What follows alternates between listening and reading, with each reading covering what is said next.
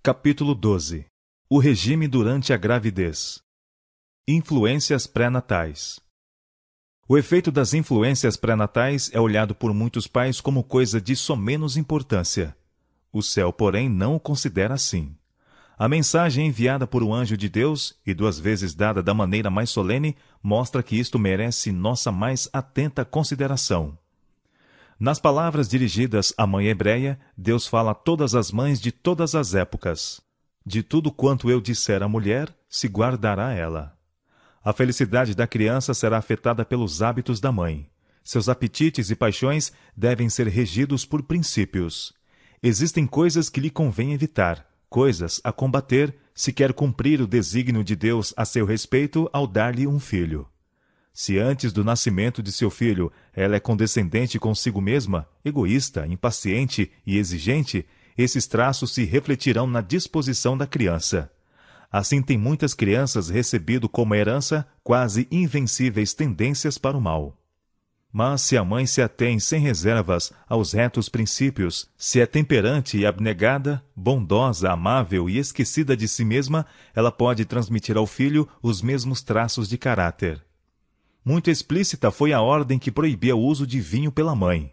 Cada gota de bebida forte por ela ingerida, para satisfazer seu apetite, põe em perigo a saúde física, mental e moral do filho, sendo um pecado direto contra seu Criador. Muitos aconselham insistentemente que todo desejo da mãe seja satisfeito. Assim, se ela deseja qualquer artigo de alimentação, mesmo nocivo, devia satisfazer plenamente o apetite. Tal método é falso e pernicioso. As necessidades físicas da mãe não devem de modo algum ser negligenciadas.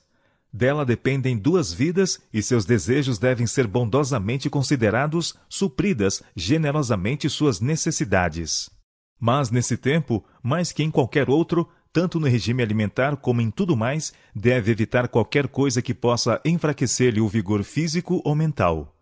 Pelo próprio mandamento de Deus, ela se encontra na mais solene obrigação de exercer domínio próprio sobre si mesma. Quando o Senhor quis suscitar Sansão para libertador do seu povo, ele prescreveu à mãe hábitos corretos de vida antes do nascimento de seu filho.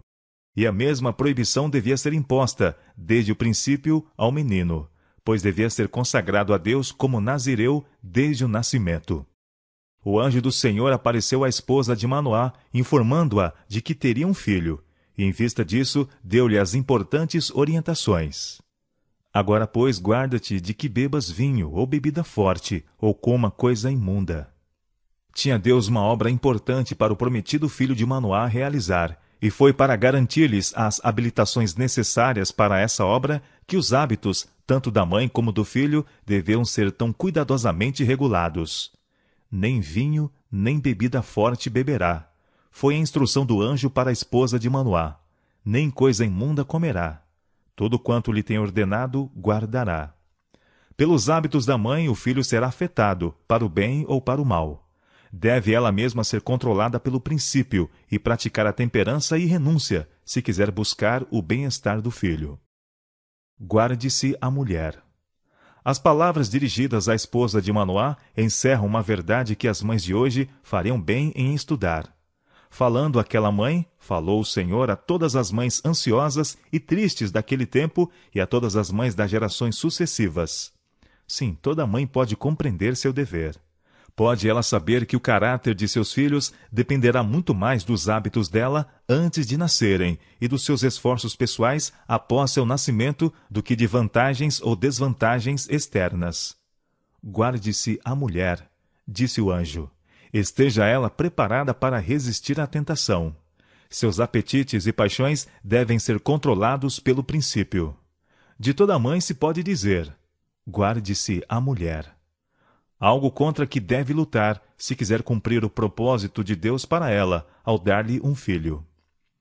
A mãe, que é hábil professora de seus filhos, deve, antes de seu nascimento, formar hábitos de abnegação e domínio próprio, pois transmite-lhes suas próprias qualidades, seus próprios traços de caráter, fortes ou fracos. O inimigo das almas compreende esta questão muito melhor do que o fazem muitos pais. Trará ele tentações à mãe, sabendo que, se não resistir a ele, poderá por meio dela afetar seu filho. A única esperança da mãe está em Deus. A Ele pode ela recorrer em busca de graça e força. Não buscará em vão. Habitá-la-á a transmitir à sua prole qualidades que os ajudarão a alcançar êxito nesta vida e a ganhar a vida eterna. O apetite não deve tomar as rédeas. É erro generalizado não fazer diferença na vida de uma mulher antes do nascimento de seus filhos. Neste importante período, o trabalho da mãe deve ser aliviado. Grandes mudanças se estão efetuando em seu organismo.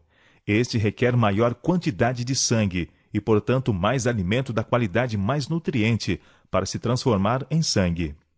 A menos que tenha suprimento abundante de alimento nutriente, não poderá reter sua força física e sua prole é privada de vitalidade. Sua roupa também precisa de atenção. Deve ter cuidado em proteger o corpo da sensação de frio. Não deve desnecessariamente chamar a vitalidade para a superfície, a fim de suprir a falta de suficiente roupa. Se a mãe se priva de abundância de alimento saudável e nutritivo, sofrerá falta de sangue, na qualidade e na quantidade. Sua circulação será deficiente, e ao filho faltarão os mesmos elementos. Os filhos serão incapazes de assimilar alimento que se possa converter em bom sangue, para nutrir o organismo. O bem-estar da mãe e do filho depende muito da roupa boa e quente, assim como de bastante alimento nutritivo. O saque extra sobre a vitalidade da mãe deve ser considerado e atendido. Mas, por outro lado, a ideia de que a mulher, por causa de seu estado especial, possa deixar o apetite de rédeas soltas é um erro baseado no costume, mas não no são raciocínio. O apetite da mulher nesse estado pode ser instável, caprichoso e difícil de ser satisfeito.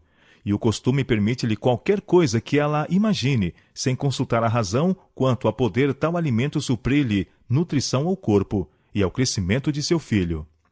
O alimento deve ser nutriente, mas não de qualidade excitante.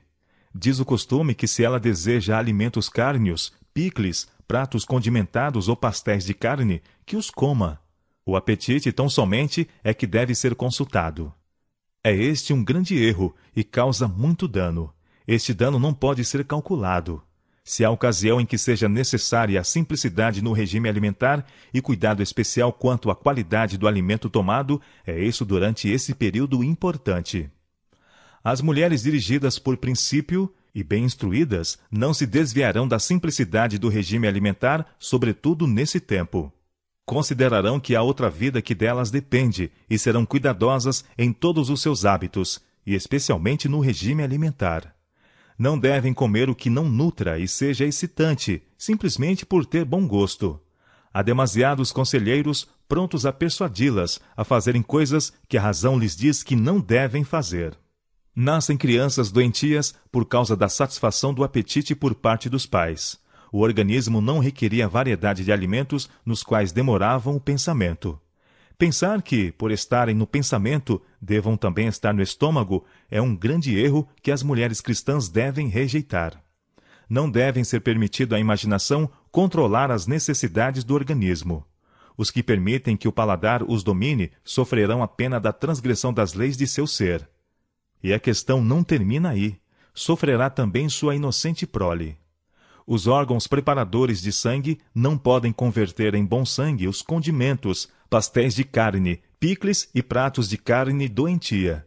E se introduzir no estômago tanto alimento que os órgãos digestivos sejam obrigados a sobrecarregar-se do trabalho a fim de dispor dele e livrar o organismo de substâncias irritantes, a mãe faz injustiça a si mesma e põe na prole as bases da doença. Se prefere comer conforme lhe agrade e naquilo que imagina, independente das consequências, ela sofrerá a penalidade, mas não sozinha. Seu filho inocente sofrerá por motivo de sua indiscrição. Efeitos do excesso de trabalho e de um regime insuficiente. Em muitos casos, a mãe, antes do nascimento de seus filhos, é deixada labutar diuturnamente, excitando o sangue. Suas forças deviam ter sido cuidadas ternamente. Raramente são diminuídos seus encargos, e esse período que mais que todos os outros lhe deveria ser um tempo de repouso é o de fadiga, tristeza e acabrunhamento. Por demasiado esforço de sua parte, priva ela seu bebê da nutrição que a natureza lhe proveu, e excitando seu próprio sangue, comunica ao filho má qualidade do mesmo. O bebê é privado de sua vitalidade, privado de forças físicas e mentais. Foi-me mostrado o procedimento de B em sua própria família. Tem ele sido severo e exigente. Adotou a reforma de saúde advogada pelo irmão C, e como ele, abraçou pontos de vista extremos sobre o assunto. E não possuindo mente bem equilibrada, cometeu terríveis desatinos, cujos resultados o tempo não apagará. Auxiliado por trechos extraídos de livros, começou a pôr em prática a teoria que ouvira defendida pelo irmão C, e como ele, fez questão de levar todos a adotarem a norma que ele erigira. Submeteu a família às suas regras rígidas, mas não deixou de controlar suas próprias propensões animalescas. Deixou de colocar-se à altura do alvo, subjugando seu corpo. Se tivesse conhecimento correto do sistema da reforma de saúde, teria sabido que a esposa não estava em condições de dar à luz crianças sadias. Suas próprias paixões, não subjugadas, tinham dominado, sem raciocinar da causa para o efeito.